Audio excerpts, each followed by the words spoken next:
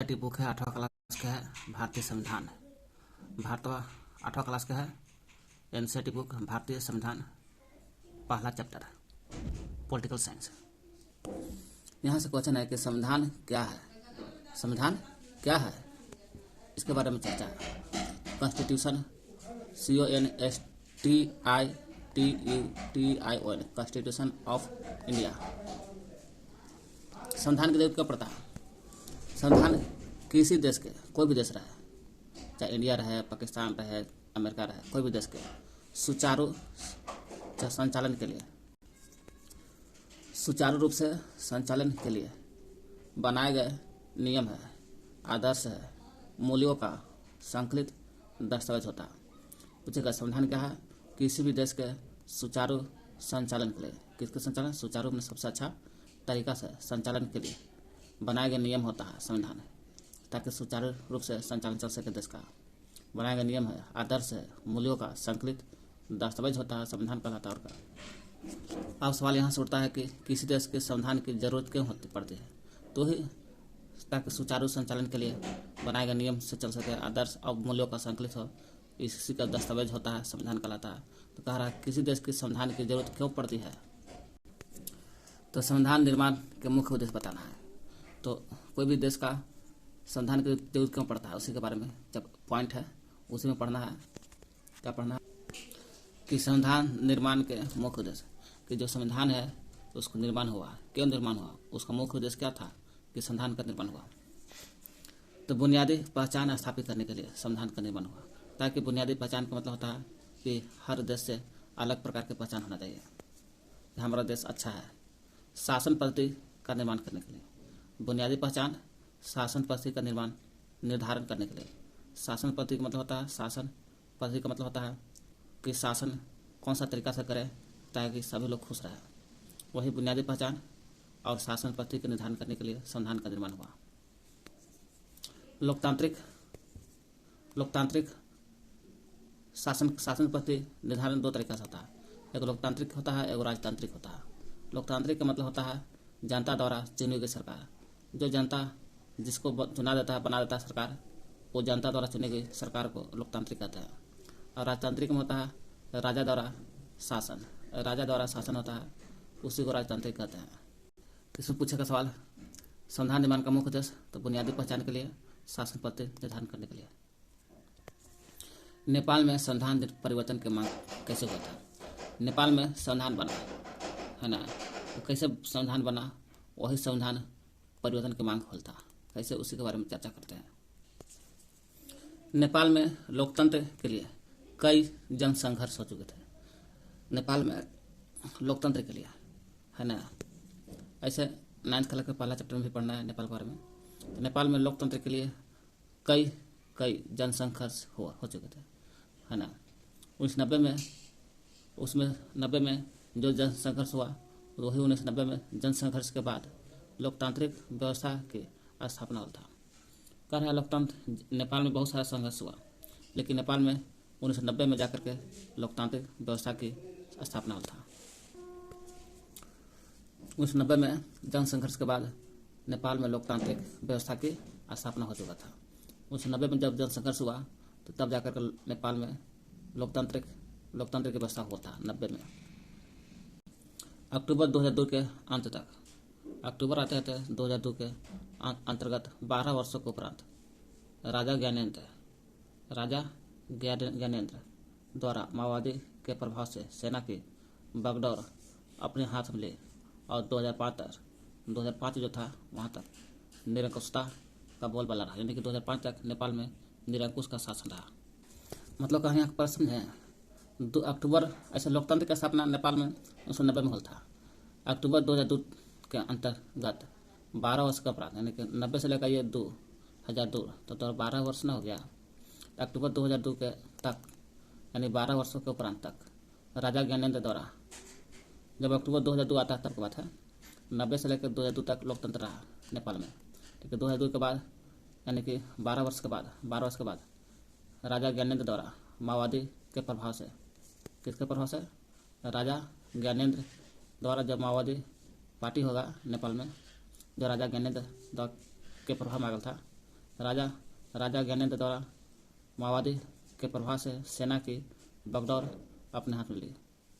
माओवादी जो प्रभाव था, इसी के प्रभाव सेना चल गया। सेना का जो बागडोर था अपने हाथ, मतलब कि राजा ज्ञानेंद्र जो था माओवादी के प्रभाव से अपने हाथ में ले लेता है, सेना का बागडोर थाम लेता है राजा ज्ञानेंद्र। वही करा, राजा ज्ञानेंद्र द्वारा माओवादी के प्रभाव से सेना की बागडोर जो था अपने हाथ में ले ली। सेना का बागडोर अपने हाथ में कौन लिया? राजा ज्ञानेंद्र। किसके प्रभाव से? तो माओवादी के प्रभाव से, यही माओवादी के प्रभाव से। और 2005 तक निरंकुशता का बोलबाला रहा। 2002 से लेकर 2005 तक निरंकुश रहता है नेपाल में। 2002 से 2005 तक निरंकुश। किसके शासनकाल तक चलता है निरंकुश? सेना के प्रभाव से। सेना का प्रभाव अपने हाथ में लेता है राजा ज्ञानेंद्र लेता है। यही राजा ज्ञानेंद्र द्वारा माओवादी के प्रभाव से सेना की बकटोर अपने हाथ में ले ली और 2005 तक निरंकुशता का बोलबाला रहा नेपाल में। 2005 में आता, 2005 में निरंकुश तो शासन बन गया नेपाल में। तो 2005 में माओवादी के प्रभाव से सेना का बकटोर राजा ज्ञानेंद्र अपने हाथ में ले लिया था। यही 2005 में माओवादियों ने कहा कि 12 सूत्री समझौते से 12 वर्षों के बाद निरंकुश बनता है। वही 12 वर्ष के बाद, वही 2005 में माओवादियों ने 12 सूत्री समझौता से, कितना? 12 सूत्री समझौता से राजनीतिक दलों से समझौता किया। पूछेगा 2005 में जब निरंकुश बनता है 2002 से 2005 तक, तो माओवादियों के प्रभाव से बनता है निरंकुश। सेना का बकटोर राजा ज्ञानेंद्र के हाथ में जाता है। तो वही 2005 में माओवादियों ने 12 सूत्री समझौते से, कितना? 12 सूत्री समझौते से राजनीतिक दलों से समझौता किया था। वो भी 12 सूत्री समझौता से, यही जो 2005 में जो माओवादी था, माओवादी इसने क्या किया? 12 सूत्री समझाया। 12 सूत्री समझौता से राजनीतिक दलों से समझौता किया। राजनीतिक दलों से समझौता किया था। 2005 में माओवादियों ने 12 सूत्री समझौते से राजनीतिक दलों से समझौता किया। और 2005 के बाद 6 आता है। 6 जन आंदोलन अपने चरम पर पहुंच गया। 2006 में क्या हुआ? जन आंदोलन। फिर जन आंदोलन होने लगा, इतना होने लगा कि चरम सीमा पर होने लगा। निरंकुश खत्म होने के कगार पाने लगा। चरम का मतलब होता है कि निरंकुश खत्म होने के कगार पर और लोकतंत्र आने के कगार पर हो गया। वही करा 2006 का जन आंदोलन नेपाल में चरम पर पहुंचा दिया। और 6 के बाद 2 वर्ष बाद 2008 में नेपाल राजतंत्र से लोकतंत्र राष्ट्र बन गया। 2008 में क्या हुआ? नेपाल जो था राजतंत्र से हट करके, है ना, जो 2002 से लेकर 5 तक रहा। अब 5 के बाद 6 में जन आंदोलन हुआ, इतना हुआ कि चरम पर पहुंच गया। और 2008 में नेपाल जो था राजतंत्र से हट करके लोकतंत्र राष्ट्र बन गया। और 2015 में नेपाल में 8 में बना लोकतंत्र राष्ट्र बना, लेकिन जाके 8, 7, 15, 6 में आंदोलन हुआ, जन आंदोलन, 8 में लोकतंत्र बनता है। और 15 में जाकर के 2015 में नेपाल में नया संविधान बनकर अपनाया। नया संविधान अपनाया गया था।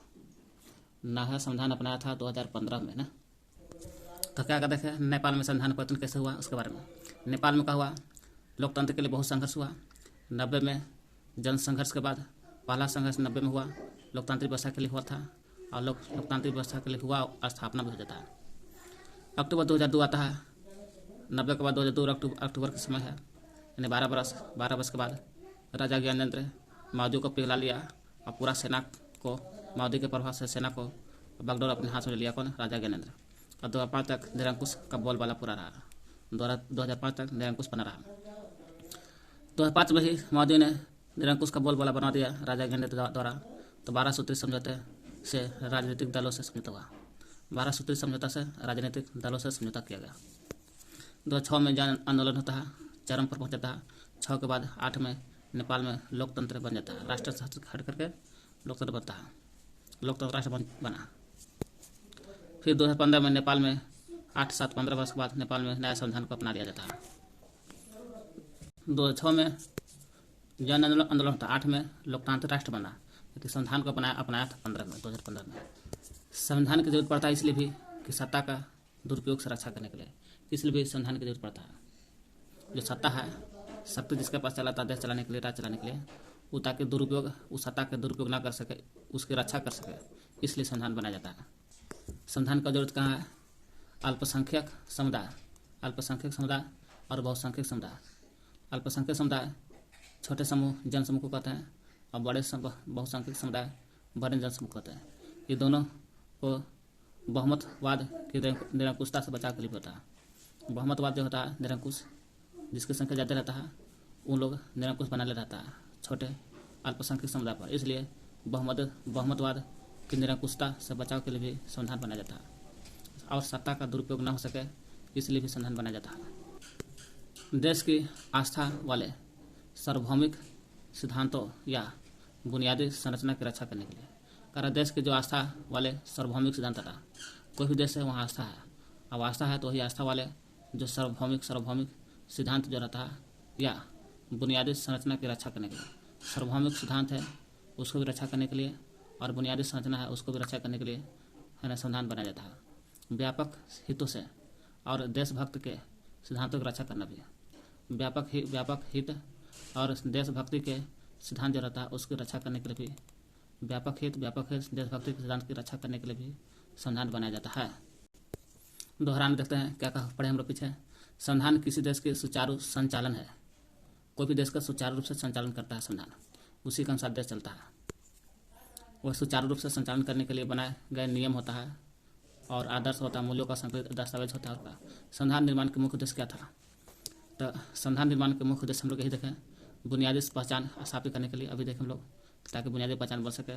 शासन पद्धति का निर्धारण करना, जो भी शासन पद्धति है उसका निर्धारण कर सके। सत्ता के दुरुपयोग से रक्षा करने के लिए भी, ताकि सत्ता का दुरुपयोग न कर सके कोई। न्याय की स्थापना करने के लिए, कोई भी न्याय होता है उसको स्थापना करो। और समानता का अधिकार जो है सभी को मिला है, समानता के बारे में अधिकार प्रदान करने के लिए, ताकि सभी लोगों को समानता का अधिकार प्रदान हो सके। बहुमतवाद निरंकुशता से बचाव के लिए भी, बहुमतवाद जो निरंकुश उसको बचाव के लिए भी संविधान के निर्माण का मुख्य उद्देश्य है। व्यापक हित और देशभक्ति के सिद्धांत की रक्षा करने के लिए, व्यापक हित देशभक्ति जो सिद्धांत है उसकी रक्षा करने के लिए भी संविधान निर्माण का मुख्य उद्देश्य है। 8वां क्लास का पहला लेसन देख रहे हम लोग, आज दूसरा भाग देखेंगे। यहाँ से बात मिला लेते हैं। नेपाल में 1990 में संघर्ष के बाद लोकतंत्र की स्थापना हुआ, सही बात है ना।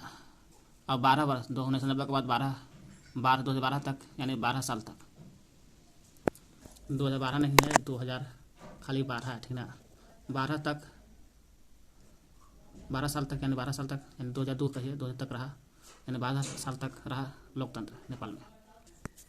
फिर अक्टूबर 2002 आता है। 2002 में राजा ज्ञानेंद्र ने गांव में है ना 90 तक 12 वर्ष तक रहा अक्टूबर तक लोकतंत्र। अक्टूबर आता है तो राजा ज्ञानेंद्र ने माओवादी के संगठन किया। और माओवादी के संगठन के सहयोग से सेना की मदद ले लिया और सेना की मदद से सरकार के विभिन्न कामों को कब्जे में लेना शुरू कर दिया था। कौन? राजा ज्ञानेंद्र। और 2005 आते पूरी तरह से अपने हाथ में ले लेता है, यानी कि 2 अक्टूबर से अपना कब्जा शुरू करता है। और 5 तक आते राजा ज्ञानेंद्र ने माओवादी के सहयोग से नेपाल को पूरी तरह से अपने हाथ में ले लिया, यानी कि निरंकुश बना दिया। फिर नवंबर आता है 2005। नवंबर में अक्टूबर पर नवंबर 2005 में माओवादी ने अन्य राजनीतिक दल के साथ, किसके साथ? नवंबर में राजनीतिक दल के साथ माओवादी ने 12 सूत्री समझौते पर 12 सूत्री समझौते पर दस्तखत कर दिया, यानी हस्ताक्षर किया। 12 सूत्री समझौते पर हस्ताक्षर करता है और फिर किसके साथ? राजनीतिक दल के साथ। कौन? माओवादी सरकार, है ना। नवंबर 2005 में माओवादियों ने अन्य राजनीतिक दल जो था उसी के साथ 12 सूत्री समझौता किया। और 12 सूत्री पर समझौता मतलब हस्ताक्षर किया, खास दस्तखत की माओवादियों ने। वही 12 सूत्री से आम लोगों को लोकतंत्र आमन चैनल बहाल होने की उम्मीद दिखाई। लोकतंत्र आमन चैनल बहाल, ये 12 सूत्री समझौता से कहा था आम लोगों को लोकतंत्र आमन चैनल बहाल होने की उम्मीद दिखाई दिया।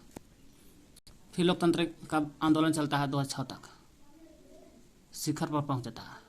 यही 2006 में ही राजा को तृतीय संसद बहाल कर दिया। राजा को तृतीय संसद बहाल करके राजनीतिक दल ने सरकार बनाने का मौका मिल गया।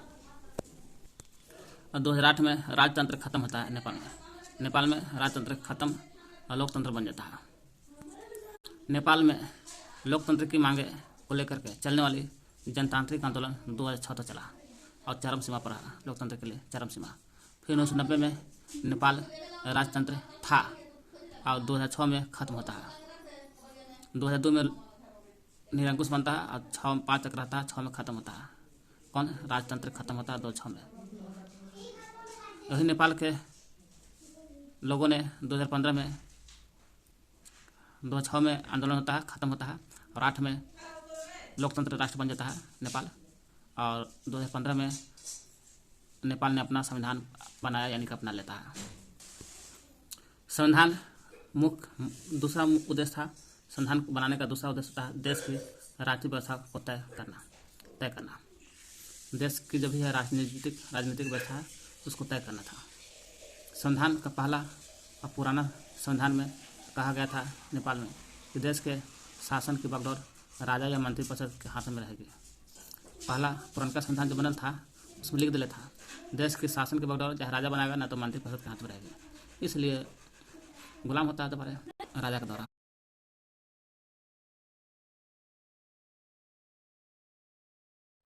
अगला पॉइंट है भाग 2 है पहला चैप्टर के भारतीय संविधान का परिचय और लक्षण देखते हैं।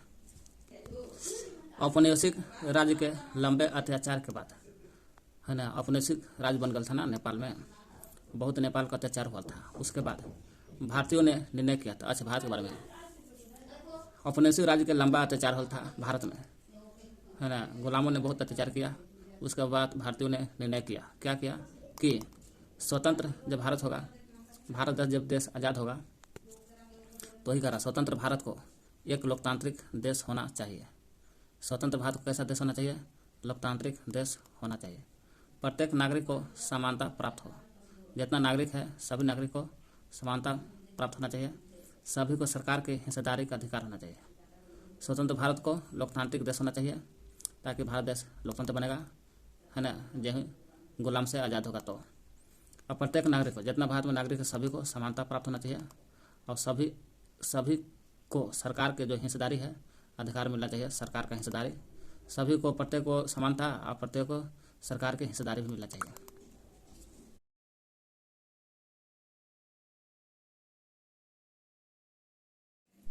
संविधान सभा के निर्माण की प्रक्रिया देखते हैं कि संविधान सभा का जो निर्माण हुआ कौन कौन प्रक्रिया से गुजरा उसके बारे में देखते हैं। संविधान सभा के निर्माण के उद्देश्य क्या है उसके बारे में देख लें, और निर्माण की प्रक्रिया के बारे में देखते हैं। 1934 में भारतीय राष्ट्रीय कांग्रेस ने संविधान सभा के गठन की मांग कर लेता है। पूछेगा भारतीय राष्ट्रीय कांग्रेस ने क्या किया 1934 में क्या किया? संविधान सभा के गठन की मांग कर लेता। यहाँ से सवाल और उठेगा, संविधान सभा का जो गठन होल था तो गठन नहीं बोलता, होल था मांग, ताकि संविधान सभा के गठन की मांग होल था 1934 में था। कौन किया था? संविधान सभा के गठन की मांग कर लेता भारतीय राष्ट्रीय कांग्रेस ने किया था। द्वितीय विश्व युद्ध 1945 में होता खत्म। उसके बाद स्वतंत्र रूप से भारत आज़ाद हो गया तो भारतीय संविधान सभा के गठन की मांग तीव्र हो गया। 34 में मांग होल था, गठन की मांग होता तेजी से तीव्र होल था द्वितीय विश्व युद्ध के बाद कि भारतीय संविधान सभा के गठन की मांग होता 34 में, और तीव्र होता द्वितीय विश्व युद्ध के बाद तेजी से मांग के सही में संविधान सभा गठन के होना चाहिए, और तेजी से आग लग गया द्वितीय विश्व के बाद। 45 के बाद संविधान सभा के गठन की मांग तेज हुआ, और 45 से 46 दिसंबर 1946 आता है। दिसंबर 1946 से संविधान सभा का गठन की क्रिया हो जाता है। दिसंबर 1946 में से संविधान सभा का गठन किया गया। 34 मांग हुआ भारतीय राष्ट्रीय कांग्रेस द्वारा, तेज हुआ 45 द्वितीय विश्व के बाद, और दिसंबर 1946 साल भर के बाद दिसंबर 1946 में संविधान सभा का गठन हो जाता है। पूछेगा संविधान सभा का गठन कब किया गया? दिसंबर 1946 में। 299 सदस्य संविधान सभा के अध्यक्ष डॉक्टर राजेंद्र प्रसाद थे। जब दिसंबर 1946 में संविधान सभा का गठन होता है, संविधान सभा का गठन होता है दिसंबर 1946 में 299 सदस्य थे। कितना? 299 सदस्य थे। उस वही 299 सदस्यों के संविधान सभा के अध्यक्ष 299 में से डॉक्टर राजेंद्र प्रसाद थे अध्यक्ष। कौन? पूछेगा 299 सदस्य संविधान सभा का गठन कब होता है? दिसंबर 1946 में। कितने सदस्य थे जब गठन होता तो 299 सदस्य थे गठन के समय। अध्यक्ष कौन थे संविधान सभा के? डॉक्टर राजेंद्र प्रसाद अध्यक्ष, अस्थायी अध्यक्ष कहता तो अस्थायी सत्यनारायण सिन्हा थे। दिसंबर 1946 में होता है संविधान सभा गठन। दिसंबर के बाद 46 और 3 49 26 नवंबर 1949 होता है। 26 नवंबर 1949 संविधान निर्माण का कार्य पूरा हो जाता है। संविधान निर्माण का कार्य पूरा हो जाता है 26 नवंबर को। दिसंबर 1946 में संविधान सभा का गठन होता है। अध्यक्ष 299 सदस्य थे इसमें संविधान सभा का गठन करने में। अध्यक्ष डॉक्टर राजेंद्र प्रसाद थे। संविधान निर्माण के कार्य लिखाई पढ़ाई सब कार्य खत्म होता है 26 नवंबर को। 26 नवंबर 1949 को संविधान निर्माण के कार्य पूरा हो जाता है। हुआ 26 नवंबर को 1949 को संविधान निर्माण के कार्य पूरा होता है। 26 नवंबर के बाद साल भर के बाद 26 जनवरी 1950 को लागू कर दिया जाता है। निर्माण की प्रक्रिया होता है 26 नवंबर 1949 के, लागू होता है संविधान निर्माण लागू होता है 26 जनवरी 1950 को लागू कर दिया गया, यानी कि अपना दिया जाता है। तब से गणतंत्र दिवस मनाया जाता है 26 जनवरी को। संविधान निर्माण के समय 2 वर्ष 11 महीने 13 दिन लगा, तब ना 2 वर्ष 11 महीने 13 दिन 3 वर्ष मान के चलिए 26 नवंबर 1949 से 3 वर्ष जोड़िए तो 26 जनवरी 1950 आता है। यहाँ लिखा है अस्थायी अध्यक्ष संविधान सभा गठन में सचिदानंद सिन्हा, अस्थायी कहेगा तो डॉक्टर राजेंद्र प्रसाद है। डॉक्टर भीमराव अम्बेडकर का फोटो देख रहे हैं, ये भारतीय संविधान के जनक माना जाता है। भारतीय संविधान के जनक और प्रमुख कर्णधार, कर्णधार मतलब का कार्यभार करने वाला। पूछेगा भारतीय संविधान के जनक तो डॉक्टर भीमराव अम्बेडकर, और कर्णधार कौन थे? कर्णधार संविधान के तो डॉक्टर भीमराव अम्बेडकर थे। प्रारूप समिति के अध्यक्ष भी थे, प्रारूप समिति के अध्यक्ष। और अंतिम बैठक संविधान सभा जो था भारतीय संविधान की जो अंतिम बैठक 24 जनवरी 1950 को था। 24 जनवरी 1950 को अंतिम बैठक हुआ और 2 दिन बाद 26 जनवरी 1950 को संविधान सभा को अपना लिया गया था। अंतिम बैठक मतलब होता ना 26 नवंबर 1949 को, 26 नवंबर 1949 को संविधान सभा का कार्य पूरा होता है। जिसको कौन गलत है कौन सही है करते करते चेक करते करते बैठक कर लेते हैं, है ना। 24 जनवरी अंतिम बैठक होता है, 24 जनवरी 1950 को अंतिम बैठक होता है। तब 26 जनवरी को लागू कर दिया जाता है, 26 जनवरी को लागू हो जाता है 1950 को। ये जो बैठक होता था 24 जनवरी का 1950 का अंतिम बैठक होता है लोग, और 2 दिन के बाद 26 जनवरी को 1950 को संविधान के लागू होता है, अंतिम बैठक होता है 24 जनवरी 1950 को। भारतीय संविधान के मुख्य आयाम या लक्षण क्या है? भारतीय संविधान का मुख्य, भारत का जो संविधान है ना 26 दिसंबर 1946 है, 26 दिसंबर 1946 को है ना 1949 26 दिसंबर 1949 को कार्य पूरा हो गया था और 26 जनवरी 1950 को लागू होता है। तो इसका लक्षण क्या है, आयाम क्या है? तो भारत का संविधान कैसा है? संघवाद। कैसा? संघवाद की ओर है। संसदीय शासन पद्धति है। कैसा लक्षण पूछा? कैसा लक्षण क्या होगा? 1 2 3 4 5 होगा।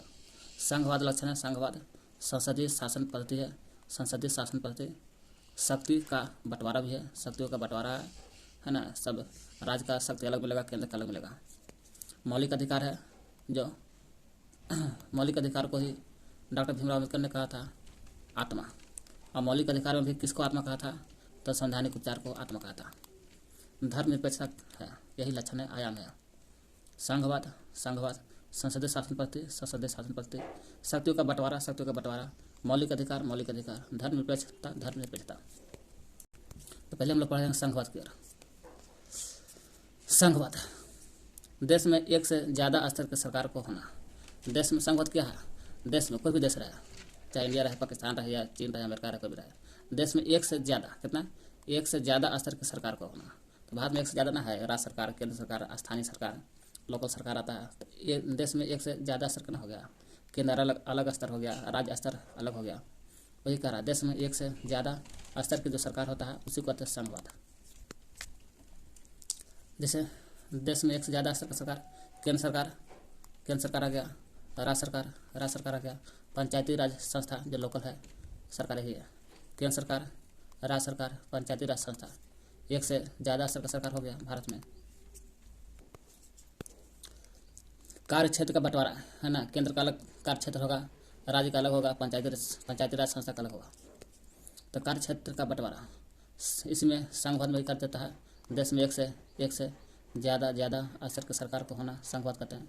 और कार्य क्षेत्र का बंटवारा इसमें है संघ सूची, राज्य सूची, सम्मति सूची।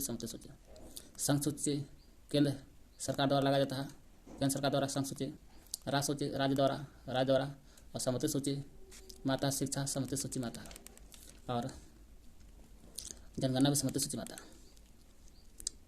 सम्मति सूची यह संघ सूची केंद्र माता है, राज्य सूची राज्य माता। सम्मति सूची में केंद्र राज्य दोनों का आता है, राज्य का भी आता है और केंद्र का भी आता है, लेकिन केंद्र का वैल्यू ज़्यादा रहता है। क्या कहते हैं संघवाद में देश में एक से ज़्यादा स्तर के सरकार होता है, उसे कहते हैं संघवाद। संघवाद में देश में या भारत में एक से ज़्यादा स्तर की सरकार केंद्र स्तर, राज्य स्तर, पंचायती संस्था स्तर है। संसदीय शासन पद्धति, संसदीय शासन पद्धति दूसरा स्तर का देखते हैं। पहला लक्षण देख लिए संघवाद में संसदीय शासन पद्धति देखते हैं, है ना। संसदीय शासन पद्धति दूसरा लक्षण है। संविधान का लक्षण दूसरा है कि संसदीय शासन पद्धति सरकार के सभी स्तर, सरकार का जितना भी स्तर है सभी स्तर का बात कर रहा है। सभी स्तर पर प्रतिनिधियों का चुनाव जनता द्वारा होता है। सरकार के सभी स्तर, चाहे वो केंद्र सरकार वाला रहे या राज्य सरकार वाला स्तर है या पंचायती राज वाला रहे स्तर है, तीनों से कोई, चाहे वो केंद्र वाला रहे, राज्य वाला रहे, पंचायती राज वाला, तीनों का चुनाव जनता प्रतिनिधि के द्वारा, प्रतिनिधि के माध्यम से जनता द्वारा होता है। वही करा सरकार के संसदीय शासन पद्धति में होता है कि जो चुनाव होगा जनता द्वारा होगा। सरकार के सभी स्तर पर प्रतिनिधि होगा और प्रतिनिधि होगा, इसका चुनाव, प्रतिनिधि को चुनाव जिताएगा जनता द्वारा, यानी जनता द्वारा प्रतिनिधि चुना जाएगा। सरकार के सभी स्तर, चाहे केंद्र रहे, राज्य रहे, पंचायती रहे, तीनों स्तर के में प्रतिनिधि रहेगा और प्रतिनिधि का चुनाव जनता द्वारा होगा। सार्वभौमिक वयस्क मताधिकार होगा। सार्वभौमिक वयस्क मताधिकार द्वारा प्रतिनिधियों का चुनाव होगा। प्रतिनिधि का चुनाव होगा सरकार के सभी स्तर का जनता द्वारा, और भी वयस्क मताधिकार। तो सार्वभौमिक वयस्क मताधिकार क्या है? बिना किसी भेदभाव के, कोई भेदभाव नहीं, देश के सभी वयस्क मैंने 18 वर्ष या 18 वर्ष ऊपर के आयु के लोग मताधिकार और सरकार की भागीदारी निभाने के अधिकार प्रदान करता है। वोट देने का अधिकार उसे कहते हैं सार्वभौमिक वयस्क मताधिकार। शासन, संसदीय शासन पद्धति में देख रहे हैं, अभी उसी में देख रहे हैं, संसदीय शासन पद्धति में देख रहे हैं। दूसरे लक्षण है सरकार के सभी स्तर हो गया। अब चलते तीसरा लक्षण, शक्तियों का बंटवारा। शक्तियों का बंटवारा देखते हैं हम लोग। शक्तियों का बंटवारा, विधायिका, कार्यपालिका, न्यायपालिका। देश में संविधान बोला, संविधान में यही है, लिखल गया है। लक्षण, तीसरा लक्षण है कि शक्ति जो है सभी का बंटवारा हो जाएगा। विधायिका का शक्ति अलग होगा, कार्यपालिका का शक्ति अलग होगा और न्यायपालिका का शक्ति अलग होगा। तो कार्य क्षेत्र देखें तो पहला तरह में तो कार्य क्षेत्र संघ सूची, राष्ट्र सूची, समिति सूची में आता है। ये है शक्ति का बंटवारा, कोई कार्य नहीं है, शक्ति का बंटवारा। विधायिका का शक्ति अलग होगा, कार्यपालिका का शक्ति अलग होगा और न्यायपालिका का शक्ति अलग होगा। विधायिका कानून और नीति का निर्माण। विधायिका मैंने संसद होता है, संसद लिखा लिया ना। विधायिका मैंने संसद, जो भी चुनाव जीत करके जाता है संसद से, वो विधायिका वाला काम करते हैं। कानून और नीति का निर्माण करते हैं, कानून बनाते हैं, किस पर कौन सा कानून होगा, कौन सा नीति लगेगा, उसका निर्माण विधायिका करता है। दूसरा कार्यपालिका आता है, कार्यपालिका नाम से कार्य करता होगा। ये दोनों कानून नीति बनाता है विधायिका, इसका कानून का नीति को, यही नीति या कानून है, दोनों का लागू करने का काम कार्यपालिका का है। कानून बना दे विधायिका तो हाँ कार्य कर देते हैं उस पर। नीति को लागू करना और शासन चलाना, देश में कैसे शासन चलेगा, इसका काम है कार्यपालिका का।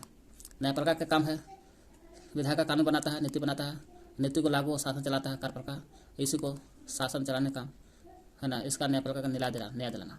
सत्ता के दुरुपयोग से, जब सत्ता का दुरुपयोग होगा वो दुरुपयोग से रक्षा, न्याय प्रदान करना न्यायपालिका का काम है। न्यायपालिका का काम है न्याय दिलाना।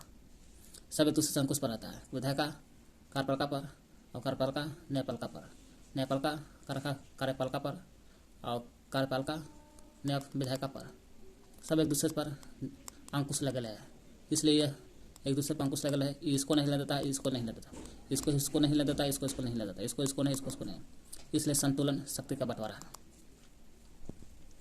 संविधान में सरकार के किसी भी शाखा द्वारा, कोई भी संविधान में लिखल गया है, सरकार के किसी भी शाखा शक्ति का बंटवारा, चाहे कार्यपालिका विधायिका, कार्यपालिका न्यायपालिका, कोई भी शाखा संविधान में सरकार के किसी भी शाखा द्वारा सत्ता का दुरुपयोग को रोकने के लिए प्रावधान किया गया है।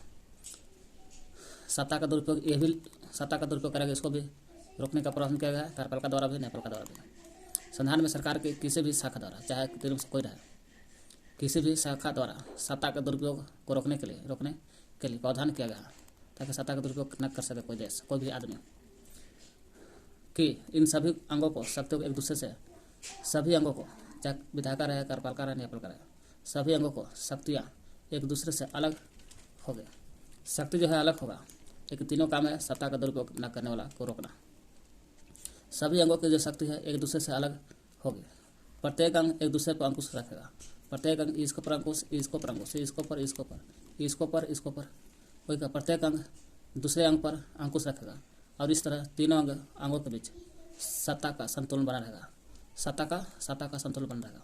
तीनों अंगों के बीच सत्ता का संतुलन बना रहेगा। संविधान में सरकार के किसी भी शाखा द्वारा, चाहे विधायक रहे, कार्यपालक रहे, न्यायपालक रहे, किसी भी शाखा द्वारा सत्ता का दुरुपयोग को रोकने के लिए प्रावधान किया गया। सभी अंगों को, विधायिका या कार्यपालिका, न्यायपालिका को शक्ति एक दूसरे से अलग होगी। प्रत्येक अंग दूसरे अंग पर अंकुश रखेगा। इस तरह से तीनों अंगों के बीच सत्ता का संतुलन बना रहेगा। हम लोग संविधान के मुख्य लक्षण आयाम में संघ देख लिए, संसदीय शासन पद्धति में देख लिए, शक्ति से लक्षण, शक्तियों का बंटवारा देख रहे हैं, देख लिए। अब चलते हैं चौथा मौलिक लक्षण। संविधान का मुख्य आयाम या लक्षण, चौथा मौलिक अधिकार। फिर धर्म पे चलते हैं। पहले मौलिक अधिकार देखते हैं। चौथा मौलिक अधिकार, भारतीय संविधान के अंतरात्मा कहते हैं मौलिक अधिकार को। मौलिक अधिकार क्या कहते हैं? भारतीय संविधान की अंतरात्मा। और अंतरात्मा भी किसको? मौलिक अधिकार को तो कहते हैं। मौलिक अधिकार में भी किसको? संवैधानिक उपचार को कहा जाता है अंतरात्मा। मौलिक अधिकार भारतीय संविधान की अंतरात्मा कहते हैं।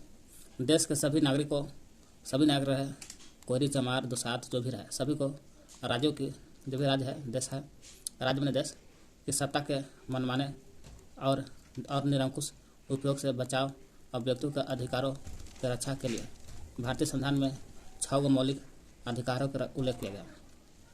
देश के सभी नागरिक को कह दिया गया संविधान में कि राज्य के, देश के, राज्य में देश की सत्ता, शक्ति है ना, शक्ति माने शासन के जो मनमाने तरीका से और निरंकुश उपयोग जो करता है, देश में जो भी सत्ता का मनमाने तरीका से उपयोग कर रहा है, जो चिमतोची लागू कर दे रहा है कोई भी नेता, उसको रोकने के लिए और निरंकुश उपयोग करने लगा, उसी से बचाव के लिए और व्यक्तियों का अधिकार, सत्ता के मनमाने से बचाव के लिए और निरंकुश उपयोग से बचाव के लिए, और जो भी व्यक्ति है, जो भी नागरिक है, सभी का अधिकार होना चाहिए। अधिकारों की रक्षा के लिए न उच्च न्यायालय, हाई कोर्ट, सुप्रीम कोर्ट जा सकता है, वो भी रक्षा के लिए, व्यक्ति के अधिकारों की रक्षा के लिए भारतीय संविधान में 6 मौलिक अधिकारों का उल्लेख कर दिया गया। पहले 7 था, अब 6 है। 6 मौलिक अधिकार कौन कौन है जरा देखते हैं हम लोग। पहला, समानता का अधिकार। समानता का अधिकार सबके नज़र में सभी एक दूसरे से समानता रखेगा, चाहे वो कोई भी जाति का रहे। दूसरा है स्वतंत्रता का अधिकार, सभी एक दूसरे पर स्वतंत्र रहेगा, कोई भी कहीं भी जाकर बच सकता है। शोषण के विरुद्ध अधिकार, एक दूसरे को कोई भी शोषण नहीं करेगा। चौथा है धार्मिक स्वतंत्रता का अधिकार, धर्म के अनुसार चौथा है कोई धर्म मान सकता है। सांस्कृतिक और शैक्षणिक अधिकार, सांस्कृतिक रहन सहन, पूजा पाठ कुछ कर सकता है, कोई भी अपना संस्कृति भाषा बोल सकता है, शैक्षणिक ग्रहण कर सकता है।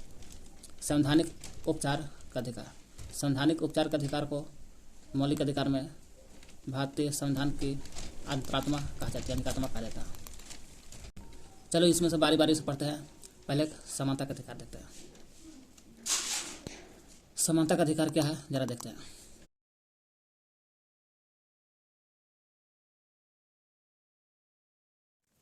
समानता का अधिकार, समानता का अधिकार क्या है? कानून के नज़र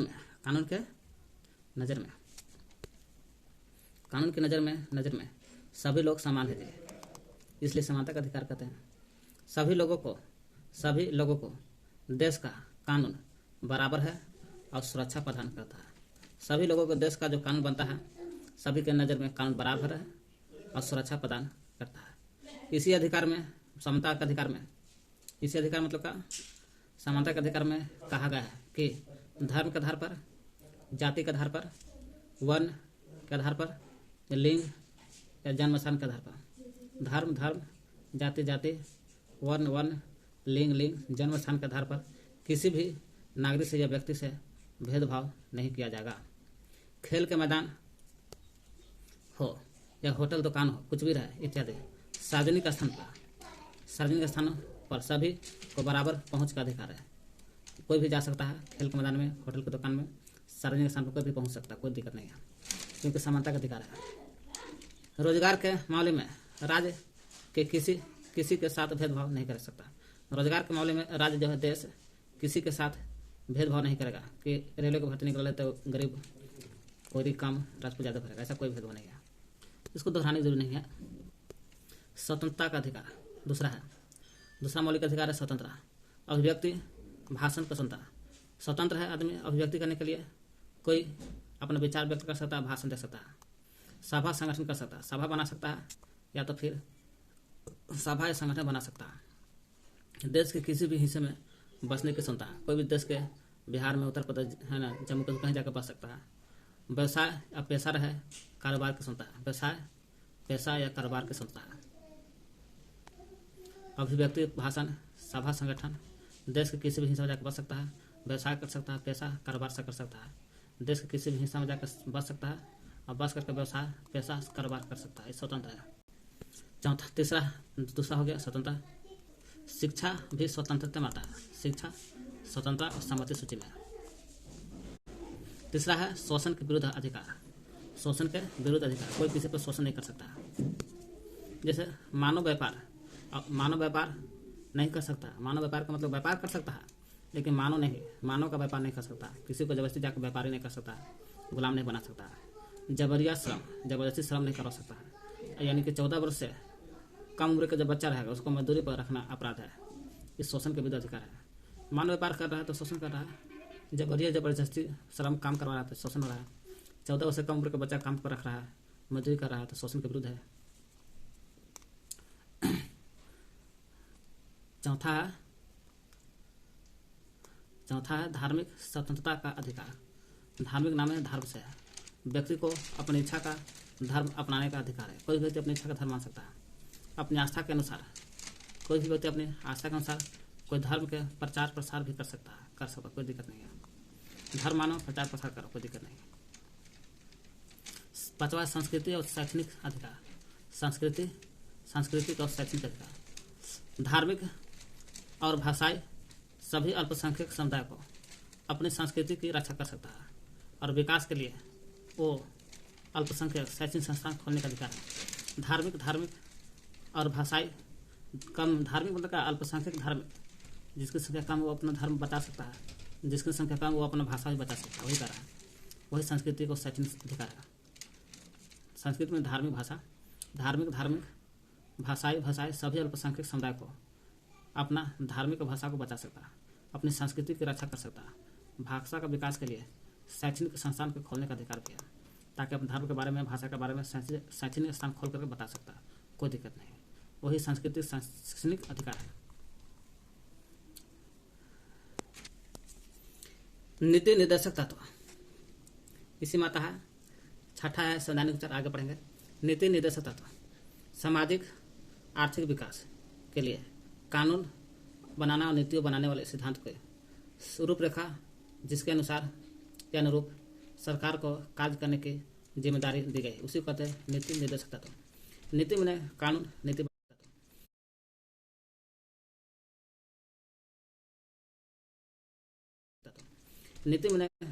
नीति बनाना और निर्देशक में उसी के अनुसार काम करना। तो नीति निर्देशक तत्व है ना, सामाजिक आर्थिक विकास के लिए, समाज के लिए और आर्थिक विकास के लिए कानून बनता है और नीति बनता है। कानून नीति बनाता है, विधायक का संसद बनता है। यही कानून नीति बनाने वाले जो सिद्धांत है, जो नियम है, सिद्धांत है, थ्योरी है, उस थ्योरी की रूपरेखा कैसा होना चाहिए ताकि कानून बन सके, नीति बन सके। बनाने वाले रूपरेखा, यही कानून की रूपरेखा बनता है। ये कानून की रूपरेखा, नीति की रूपरेखा जो बनता है, इसमें लिखा रहता है कि सरकार को कार्य करने की जिम्मेदारी दी गई है ना। सरकार को कार्य करने के लिए जिम्मेदारी दी गई किसके? कानून नीति के अनुसार। यही रूपरेखा को कहते हैं नीति निर्देशक तत्व, ताकि समाज में आर्थिक विकास के लिए कानून और नीतियाँ बनाने वाले सिद्धांत की रूपरेखा, जिसके अनुरूप सरकार को कार्य करने की जिम्मेदारी दी गई, उसी को कहते हैं नीति निर्देशक तत्व। स्वतंत्र भारतीय राज्य जनता की गरीबी दूर करने वाले कानून और नीतियाँ बनाते हुए इन सिद्धांतों को मार्गदर्शन के रूप में हमेशा अपने सामने रखे। जब देश आज़ाद होता है तब राज्य है देश जनता के जो गरीबी को दूर करने के लिए कानून बनाया और नीति बनाने में हमेशा इन्हीं सिद्धांतों को मार्गदर्शक रूप में हमेशा देखा जाता है, यानी कि हमेशा सामने रखा है। हमेशा सोचा है नीति कानून बनाने के देश के गरीबी दूर करने के बारे में। छठा मौलिक अधिकार छूट गया था, देख लीजिए, संवैधानिक उपचार का अधिकार है। सभी मौलिक अधिकारों की रक्षा अधिकार है। जितना मौलिक अधिकार है, 6 मौलिक अधिकार के रक्षा करने के बारे में संवैधानिक उपचार का अधिकार दिया है। इसमें लिखल है सभी मौलिक अधिकारों की रक्षा करना है। यदि किसी नागरिक को लगता है कि राज्य द्वारा या देश द्वारा किसी मौलिक अधिकार का उल्लंघन हुआ है तो वह इस अधिकार का सहारा लेकर के, संवैधानिक उपचार का सहारा लेकर के वह अदालत में जा सकता है। अदालत में हाई कोर्ट, सुप्रीम कोर्ट में जा सकता है, कोई दिक्कत नहीं। लगता है कोई व्यक्ति के राज्य द्वारा या देश द्वारा किसी मौलिक अधिकार का उल्लंघन हो रहा है तो जा सकता है, क्योंकि सभी मौलिकों का अधिकार का रक्षा करने का अधिकार किसी को दिया गया। डॉक्टर भीमराव अम्बेडकर ने इस अधिकार को संविधान की आत्मा कहा, संवैधानिक उपचार को अधिकार को आत्मा कहा। तो नीति निर्देशिका तो देख लिया, सामाजिक आर्थिक विकास के लिए कानून और नीति बनाने वाली जो सिद्धांत होता है, सिद्धांत की रूपरेखा तय होता है। रूपरेखा क्यों होता है कि किसी रूपरेखा के अनुसार सरकार को कार्य करने की जिम्मेदारी दी गई है। स्वतंत्र भारत के राज्य जनता की गरीबी दूर करने वाले कानून बनाती है, नीतियाँ बनाते हुए इन सिद्धांतों का, यानी नीति निर्देशक सिद्धांत को, यही सिद्धांत को मार्गदर्शन के रूप में हमेशा अपने सामने रखा है।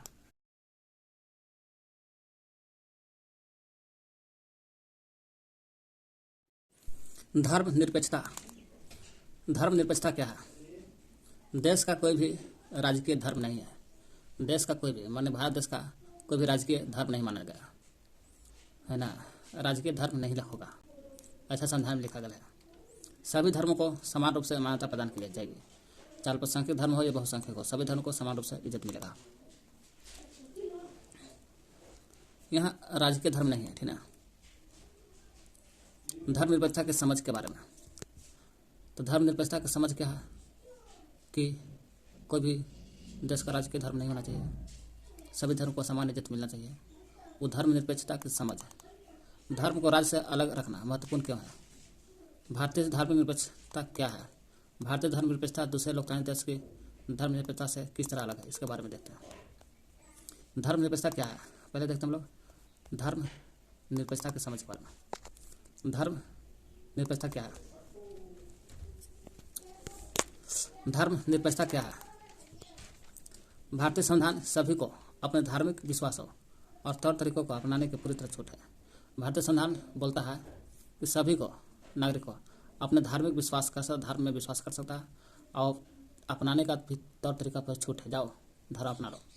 सबके लिए समान धार्मिक, सबके लिए बोला गया है संविधान में, समान धार्मिक स्वतंत्रता के इस विचार को ध्यान में रखते हुए भारतीय राज्य ने धर्म और राज्य की शक्ति को एक दूसरे से अलग रखने की रणनीति अपनाई है। कारण सबके लिए समान धार्मिक स्वतंत्रता है ना, धर्म मानने के लिए स्वतंत्र है सभी लोग। इसी विचार को ध्यान में रखते हुए सभी को धार्मिक स्वतंत्रता समान इज्जत दिया गया है। इसी विचार को, समान धार्मिक स्वतंत्रता के विचार को ध्यान में रखते हुए भारतीय जो राज्य है इसने धर्म और राज्य की जो शक्ति है, धर्म के आधार पर भारतीय राज्य ने धर्म और राज्य की शक्ति को एक दूसरे से अलग रखने की रणनीति अपनाई है। भारतीय राज्य ने धर्म को और राज्य की जो शक्ति है एक दूसरे को अलग रखने की रणनीति अपनाई है। क्यों? समानता, धार्मिक स्वतंत्रता जो समान मिले, इसलिए यही धर्मनिरपेक्षता की सिद्धांत क्या है। धर्म को राज्य से अलग रखने की इसी अवधारणा को धर्मनिरपेक्षता कहते हैं। तो धर्म को राज्य से अलग हो रहा, कोई भी धर्म राज्य से अलग है, राज्य में देश अलग है, धर्म अलग चीज़ है और राज्य अलग होगा, देश अलग होगा, है ना। धर्म के आधार पर देश का नाम नहीं दिया जाएगा, राज्य का नाम नहीं दिया जाएगा, इसलिए दोनों अलग अलग है। ये धर्म को राज्य से अलग रखने किसी अवधारणा को कहते धर्मनिरपेक्षता कहा जाता है। कह रहा ये राज्य है और छोटे छोटे धर्म है, सभी को समान इज्जत करेगा, लेकिन अलग रहेगा, ये राज्य अलग रहेगा और धर्म अलग अलग रहेगा। इसी अवधारणा को कहा जाता है धर्मनिरपेक्षता कहा जाता है। अगला पॉइंट है कि धर्म को राज्य से अलग रखना महत्वपूर्ण क्यों है? क्यों धर्म को राज्य से अलग कर रहे हैं, इसी को कहते हैं धर्मनिरपेक्षता कहते हैं। तो उसी के बारे में चर्चा करते हैं। बहुमत की निरंकुशता के चलते कोई की संख्या बहुमत ज़्यादा होता है, वो अपना निरंकुश करने लगता है, शासन करने लगता है। उसी के चलते धार्मिक और अल्पसंख्यक के साथ होने वाला भेदभाव जोर जबरदस्ती को रोकने के लिए किया गया। बहुमत की निरंकुशता के चलते धार्मिक अल्पसंख्यक के साथ, धार्मिक जो अल्पसंख्यक है और उनकी संख्या ज़्यादा है, उन्हीं के साथ एक और कमज़ोर अल्पसंख्यक के साथ होने वाला भेदभाव और जोर जबरदस्ती को रोकने के लिए किया गया है। धर्म को राज्य से अलग कर देगा। भेदभाव के चलते मौलिक अधिकार के हनन को रोकने के लिए, जब भेदभाव होगा तो 6 मौलिक अधिकार उसका हनन हो जाएगा। इसलिए धर्म को रास अलग कर दिया गया लोगों के धार्मिक चुनाव अधिकार की रक्षा करने के लिए। इसका अर्थ हुआ यह है कि देश के किसी भी व्यक्ति को एक धर्म से निकलने और दूसरे धर्म को अपनाने या धार्मिक उपदेशों की अलग ढंग से व्याख्या करने की क्षमता दी गई होती है। कह रहा है लोगों के धार्मिक चुनाव के अधिकार की रक्षा भी करना, धार्मिक चुनाव उसकी रक्षा करना। इसका अर्थ हुआ ये लोगों के जो धार्मिक चुनाव है, मतलब धर्म का अपना मर्जी से चुनाव कर सकता है कौन धर्म मानना है नहीं मानना, और मान करके वो अधिकार को रक्षा भी करना। इसका अर्थ हुआ यह अर्थ यही हुआ कि किसी देश के किसी भी व्यक्ति को एक धर्म से निकल सकता है, दूसरे धर्म को अपना सकता, चुन सकता, या धार्मिक उपदेश अलग ढंग से व्याख्या भी कर सकता है, स्वतंत्र रहती है। इसलिए धर्म को राष्ट्र अलग कर दिया गया। बहुमत की निरंकुशता के चलते धार्मिक अल्पसंख्यक के साथ होने वाले भेदभाव और जोर जबरदस्ती को रोकने के लिए, भेदभाव के चलते मौलिक अधिकार को हनन को रोकने के लिए, लोगों के धार्मिक चुनाव के अधिकार की रक्षा करने के लिए। इसका अर्थ हुआ कि देश के किसी भी लोगों का जो धार्मिक चुनाव है उसका अधिकार भी है, अपना मन से कोई धर्म को चुन सकता है। अर्थ हुआ कि देश के किसी भी व्यक्ति को एक धर्म से निकल कर दूसरे धर्म अपना सकता है और वही धर्म को अपना करके उपदेश भी अलग अलग ढंग से दे सकता है और व्याख्या कर सकता है, कोई दिक्कत नहीं है। इसलिए धर्म को राष्ट्र से अलग रखा गया। इसी को कहते हैं धर्मनिरपेक्षता कहते हैं। भारतीय धर्मनिरपेक्षता क्या है? भारतीय धर्मनिरपेक्षता क्या है? अभी देखें हम लोग, अभी हम लोग देखें धर्म को राष्ट्र अलग करने के लिए। अब देखते हैं हम लोग भारतीय धर्मनिरपेक्षता क्या है। भारतीय संविधान में कहा गया है, क्या कहा गया है कि भारतीय राज्य धर्मनिरपेक्ष होगा। संविधान में लिखा गया कि भारत का जो राज्य है, राज्य धर्मनिरपेक्ष राज्य कहलाएगा। इन उद्देश्यों को सरकार करने के लिए निम्नलिखित बातों को ध्यान में रखा जाता है।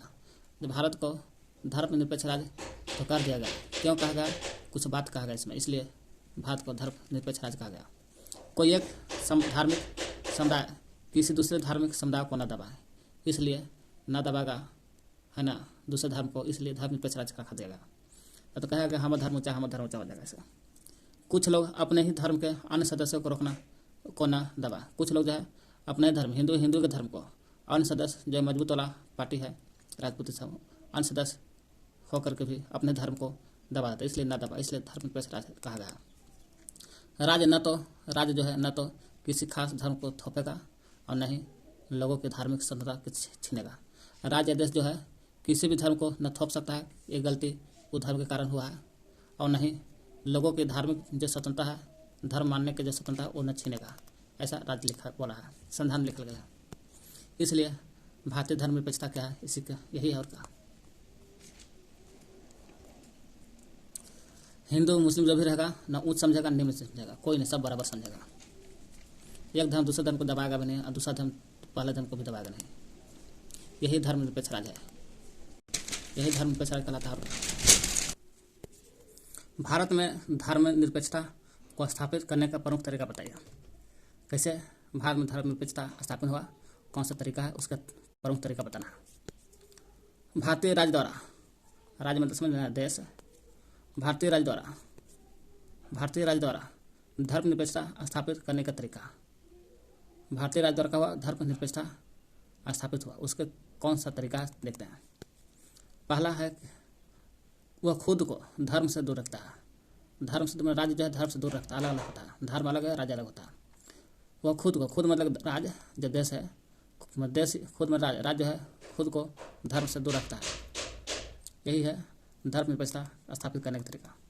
दूसरा है हस्तक्षेप नीति, इसमें धर्म में कोई हस्तक्षेप नहीं करना है। फिर हस्तक्षेप भी नहीं करना है। इस प्रकार कोई भी राज्य धर्मनिरपेक्षता का स्थापित कर लेता है। राज्य खुद को धर्म से दूर रखता है। राज्य जो है, राज्य जो खुद को धर्म से दूर रखता है, धर्मनिरपेक्षता स्थापित करने का तरीका है। भारतीय राज्य की बागडोर न तो किसी एक धर्म समूह के हाथ में है और न ही राज्य के किसी एक धर्म को समर्थन देता है। क्या भारतीय राज्य की जो बागडोर है न तो एक धर्म के हाथ में है और न ही राज्य के किसी एक धर्म को समर्थन भी देता है। हस्तक्षेप की नीति, सभी धर्मों को भावनाओं को सम्मान करना और धार्मिक क्रियाकलापों में दखल न देने के लिए राज्य कुछ खास धार्मिक समुदाय को कुछ विशेष छूट देता है। कहता हस्तक्षेप नीति में बोलता है सभी धर्मों को भावना का सम्मान करना, जितना भी धर्म है सभी को भावना का सम्मान करना है। और धार्मिक क्रियाकलाप, धर्म के अनुसार जो भी क्रियाकलाप होता है उसमें दखल नहीं देना है ना। राज्य ऐसा दखल नहीं देगा, और दखल न देने के लिए राज्य के कुछ खास धार्मिक समुदाय जो है कुछ खास दखल नहीं, धर्म में कोई दखल नहीं देना है, क्रियाकलाप में, धार्मिक क्रियाकलाप में दखल नहीं देना है। लेकिन राज्य के जो कुछ खास धार्मिक समुदाय है, खास धार्मिक समुदाय कुछ विशेष छूट देता है, जैसे दखल दे सकता है। जैसे ऐसे लिख दिया है यहाँ पर कि सभी धर्मों को भावना का सम्मान करना है और धार्मिक क्रियाकलाप में दखल नहीं देना है। लेकिन राज्य के जो कुछ खास धार्मिक समुदाय रहेगा ना, उसको कुछ विशेष छूट मिल जाता है। हस्तक्षेप का तरीका देखते हैं, वो हो गया हस्तक्षेप, ये हो गया हस्तक्षेप का तरीका। मौलिक अधिकारों का हनन होने पर राज्य को समुदाय के धर्म पर आधारित नीति कानून में भी हस्तक्षेप करना पड़ सकता है।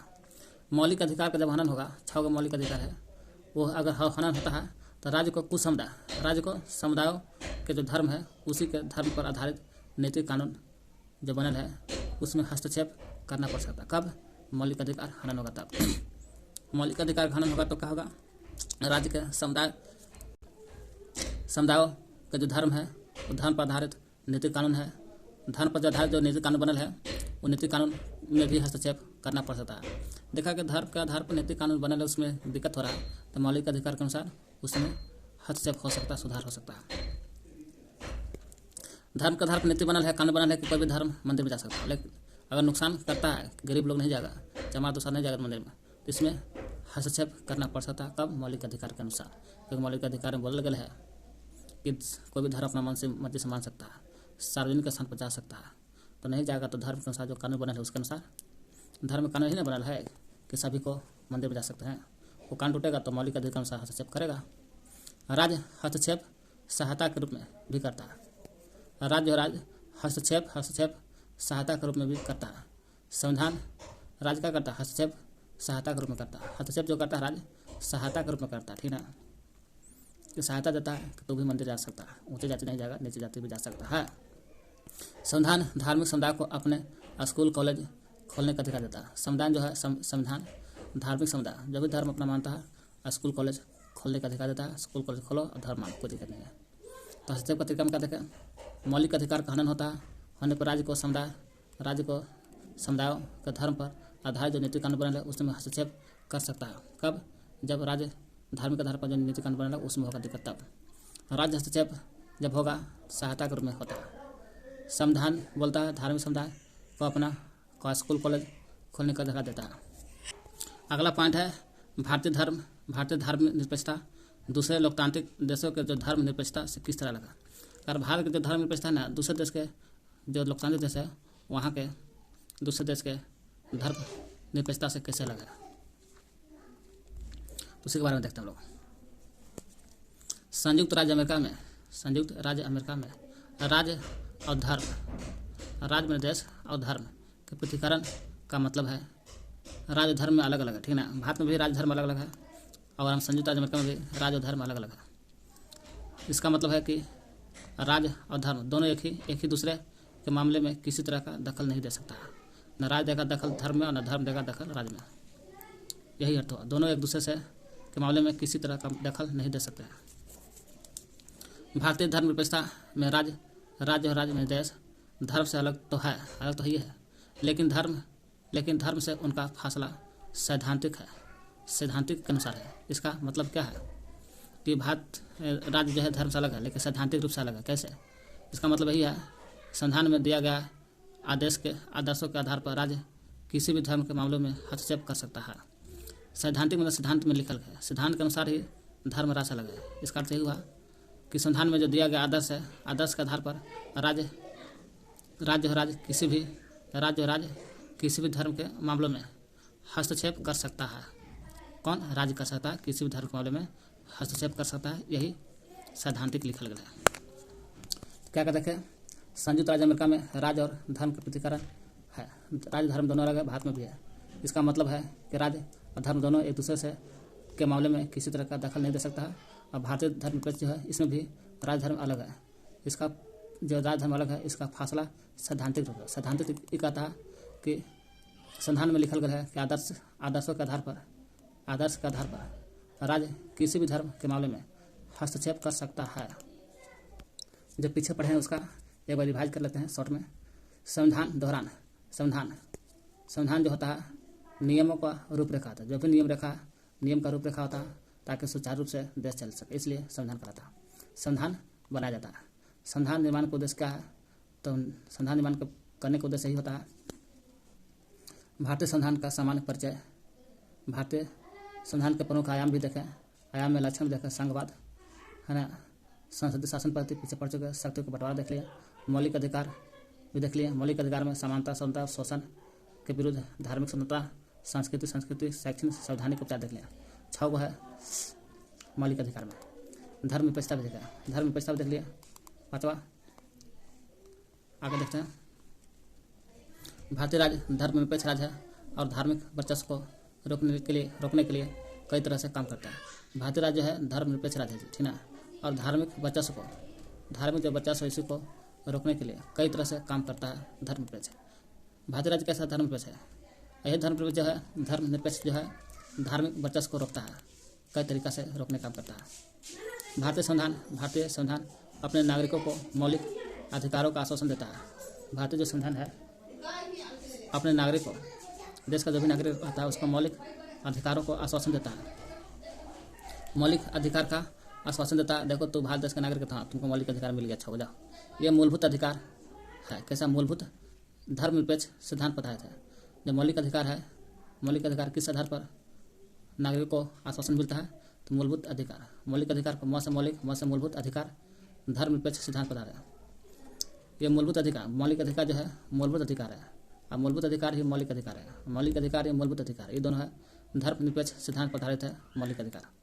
लेकिन आज भी भारतीय समाज में इन अधिकारों का उल्लंघन हो ही रहा है। अतः हमारे सामने संवैधानिक व्यवस्था की जरूरत बनी हुई है। हमें इन अधिकारों के प्रति संवेदनशील बनना चाहिए। संवेदनशील मतलब एक्टिव रहना चाहिए। 8वां क्लास का पहला चैप्टर खत्म।